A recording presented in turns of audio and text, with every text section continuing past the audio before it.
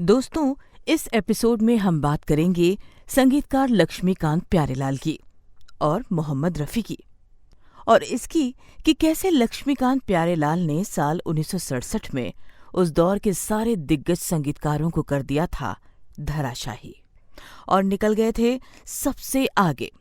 तो कीजिए थोड़ा इंतजार और देखते रहिए ब्लैक एंड व्हाइट। मैं हूँ वो दीवाना जिसके सब दीवाने, हाँ, मैं हूँ वो दीवाना।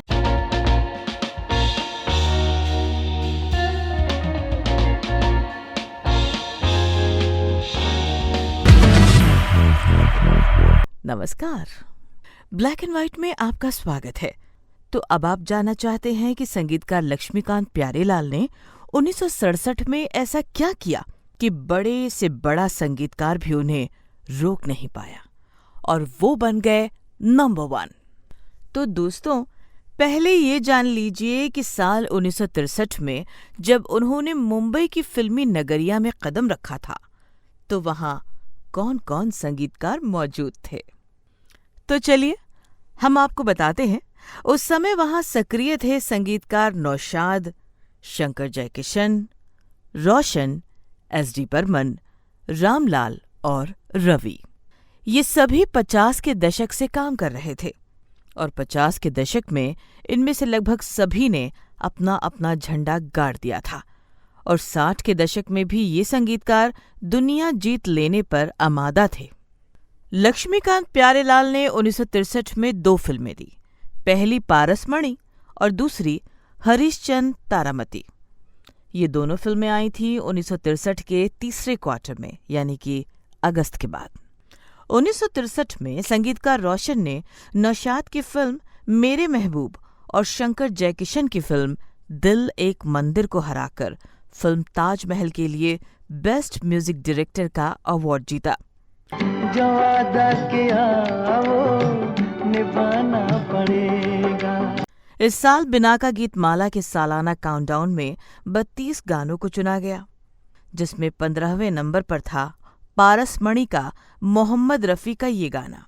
वो जब याद आए, बहुत याद आए। गाने में मोहम्मद रफ़ी के साथ थी लता मंगेशकर।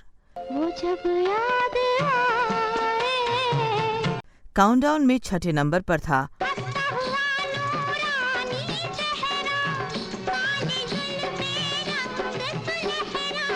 जिसे गाया था लता मंगेशकर ने और कमल बारोट ने।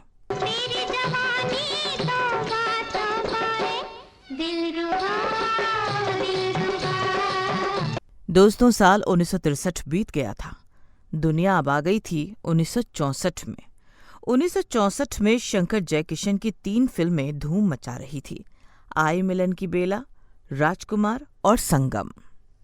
नौशाद की फिल्म लीडर, मदन मोहन की वो कौन थी, ओपी नैयर की कश्मीर की कली, रवि की दूर की आवाज, रोशन की चित्रलेखा और रामलाल की गीत गाया पत्थरों ने भी मैदान में थी और आपस में खूब जोर आजमाइश कर रही थी। 1964 में संगीतकार लक्ष्मीकांत प्यारेलाल लेकर आए थे आया तूफान, मिस्टर एक्स इन बॉम्बे, सती सावित्री, संत ज्ञानेश्वर और दोस्ती। दोस्तों, इस साल फिल्म फेयर के लिए मदन मोहन की वो कौन थी, शंकर जयकिशन की संगम और लक्ष्मीकांत प्यारेलाल की दोस्ती को नॉमिनेट किया गया। जब कुछ दिनों बाद फिल्म फेयर का परिणाम आया तो पता लगा कि लक्ष्मीकांत प्यारेलाल की फिल्म दोस्ती को फिल्म फेयर अवार्ड का विजेता चुना गया है। चाहूंगा मैं तुझे साँझ सवेरे। अब चलते हैं 1965 में। दोस्तों, 1965 में एस.डी. बर्मन के सुपुत्र आर.डी. बर्मन मैदान में उतर चुके थे। इस साल की जोरदार फिल्म थी आर.डी. बर्मन की भूत बंगला, कल्याण जी आनंद जी की हिमालय की गोद में, जब जब फूल खिले और सहेली।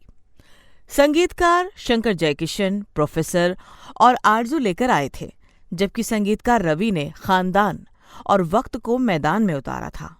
उधर संगीतकार एस.डी. बर्मन 3 देवियां लेकर आए थे, रोशन, भीगी रात और ओपी नैयर मेरे सनम के साथ मैदान में डटे थे। संगीतकार लक्ष्मीकांत प्यारेलाल की जोड़ी ने इस साल रिंग में उतारा था लुटेरा, श्रीमान फंटूश, हम सब उस्ताद हैं और बॉक्सर। दोस्तों, इस साल फिल्म फेयर अवार्ड में बाजी मारी संगीतकार रवि ने, फिल्म खानदान के लिए। रवि ने ये अवार्ड जीता था शंकर जयकिशन की आरजू और कल्याण जी आनंद जी की हिमालय की गोद में को हराकर। इस साल भी बिनाका गीतमाला के एनुअल फाइनल काउंटडाउन में 25वें नंबर पर था मोहम्मद रफी का ये गाना, आवाज़ मैं न दूंगा। और दूसरे नंबर पर भी था मोहम्मद रफी का ये गाना, कोई काहे ठोकर खाए मेरे संग आए। हम आ गए हैं साल 1966 में। दोस्तों, इस साल संगीतकार लक्ष्मीकांत प्यारेलाल के मुकाबले मैदान में थे संगीतकार खय्याम, आखिरी खत लेकर, आर.डी. बर्मन, तीसरी मंजिल और पति पत्नी लेकर, रोशन, दादी माँ और ममता लेकर। एस.डी. बर्मन के पास तो थी उस साल की सबसे बड़ी फिल्म गाइड। शंकर जयकिशन के पास थी सूरज और love in Tokyo. Madan Mohan मेरा साया लेकर आए थे और ओपी नैयर के पास था ये रात फिर ना आएगी। उधर रवि 10 लाख के साथ लेकर आए थे दो बदन। संगीतकार हेमंत कुमार भी अनुपमा के साथ लाइन में खड़े थे। लक्ष्मीकांत प्यारेलाल के पास 1966 में थी मेरे लाल, आए दिन बहार के, प्यार किए जा, आसरा, 100 साल बाद, लाडला, दिल लगी, छोटा भाई और नाग मंदिर। इन सभी फिल्मों में लक्ष्मीकांत प्यारेलाल ने शानदार संगीत दिया था।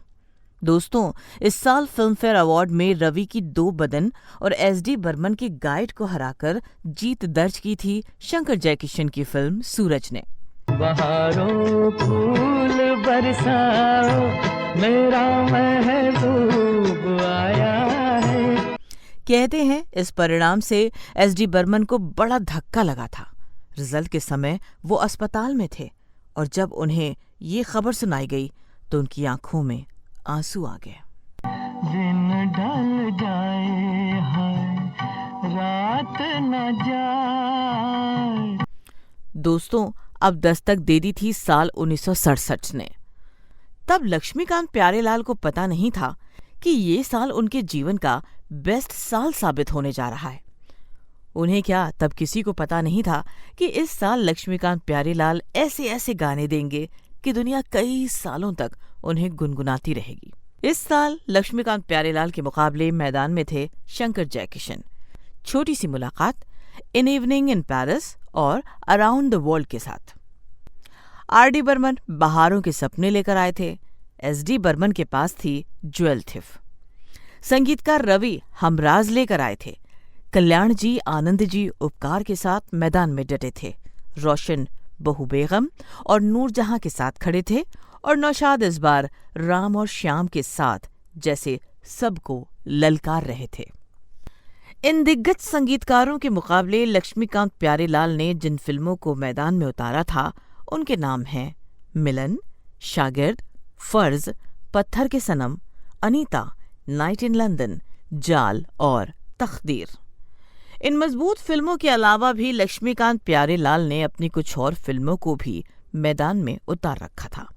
ये फिल्में थीं छैला बाबू और मिलन की रात। इन फिल्मों में भी कमाल का संगीत था।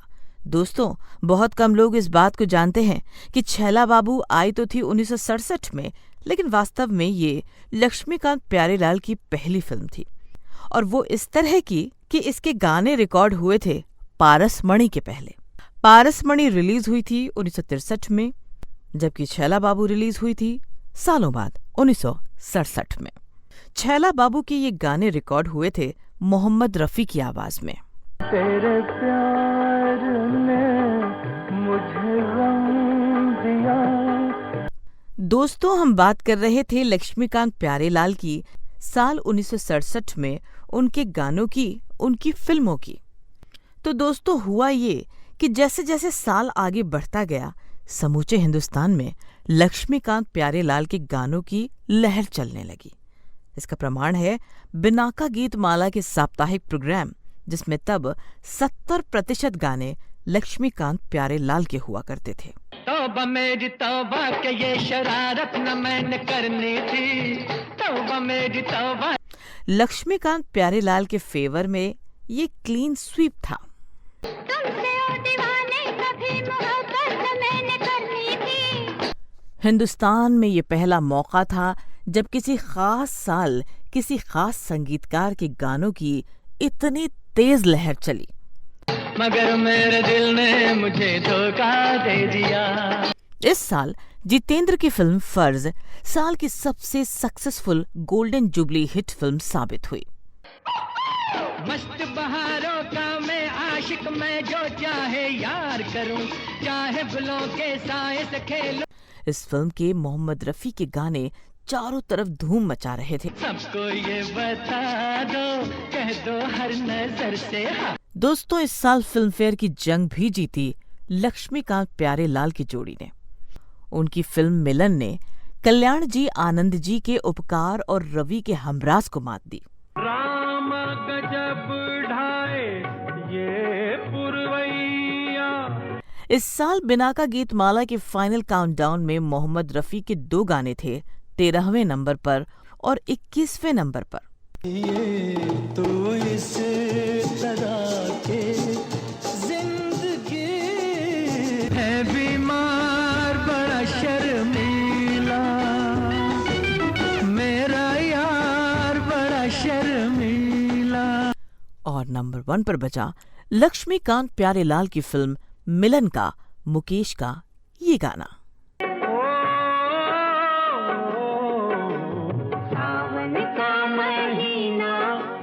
दोस्तों, 1967 में बाजार फिल्म उद्योग सहित पूरी दुनिया ने मान लिया कि लक्ष्मीकांत प्यारेलाल अब नंबर 1 है।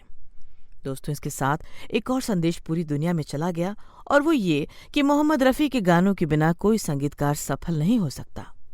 बिना उनके कोई संगीतकार हिट और सुपरहिट गाने तो दे सकता है, लेकिन हिंदुस्तान में लहर चलती है तो मोहम्मद रफ़ी के गानों की। मस्त बहारों का मैं आशिक, मैं जो चाहे यार करूं। इस एपिसोड में आज बस इतना ही। अगले एपिसोड में किसी इंटरेस्टिंग स्टोरी को लेकर हम फिर हाजिर होंगे। तब तक के लिए हमें दीजिए इजाजत।